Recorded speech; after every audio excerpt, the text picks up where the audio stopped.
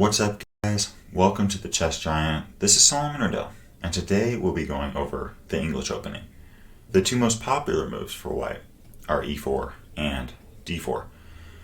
But with the English, we look to play c4, which is a flank opening that looks to fight for the center, specifically the d5 and e4 squares in hypermodern style, meaning we look to control the center with our minor pieces without using our d or e pawns right away. I like this opening because of the flexibility and soundness that it offers.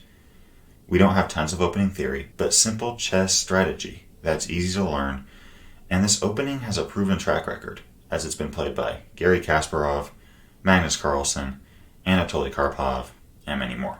As I've mentioned, there's not a ton of rigorous opening theory, as it's flexible and it's really up to the player in many cases. There's so many options for white, but I'll show you my favorite responses and setups to black's most popular moves with knight f6, e6, and e5. The first move we'll go over and most popular response is knight f6. And knight f6 is just a simple developmental move, not looking to immediately fight back in the center of the board with e5 or d5, but just develop the knight and bring the king one step closer to castling kingside. Here for white, I like knight f3, naturally developing the knight and also attacking this e5 center square. g6 has become the go-to option for black, but I'd like to note that even after d5, even though it may seem as if black is fighting for the center, it's actually a huge mistake, as now we can play c takes d5, and after knight takes d5, now we see that white just gave up a c pawn for a d pawn, and this is in white's favor, as now white can play e4, followed by d4, and I really like white's position here.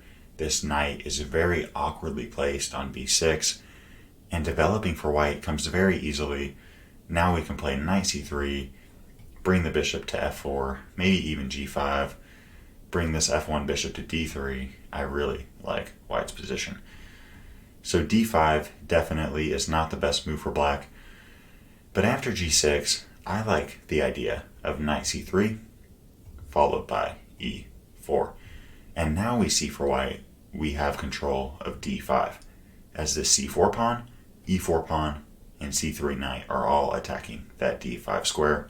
White's also threatening e5.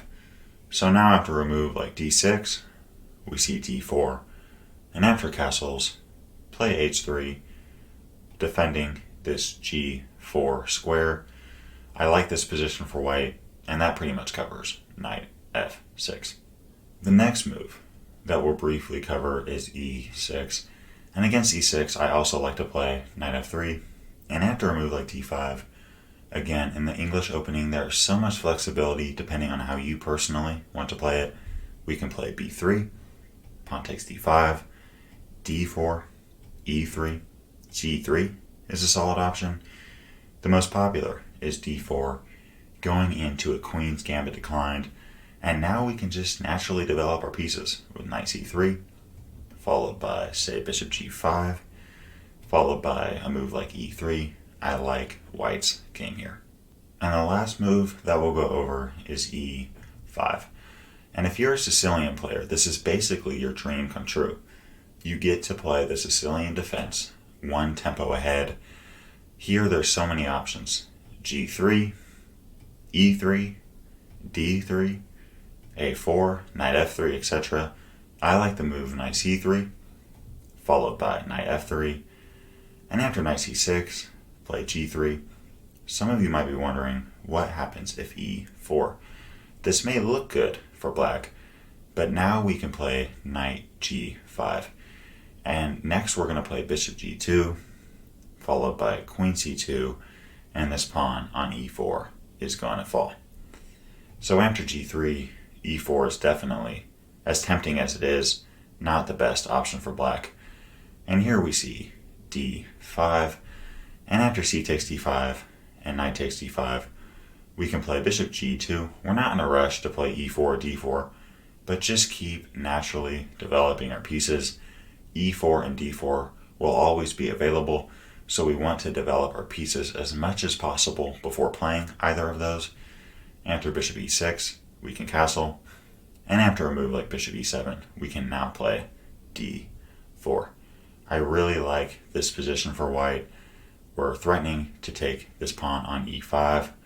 e4 is coming, and black only wins 4% of the games when this position is reached. So look guys, I hope you enjoyed this video. Hopefully this gave you a little bit of insight into the English opening. Subscribe for more chess content, and I'm wishing y'all a great day. Peace. Thanks for watching today's video. If you'd like to watch another one, you can click or tap up here. And I've got a lot more high quality chess content on the way. So if you'd like to subscribe, you can click or tap down here. I really appreciate your support.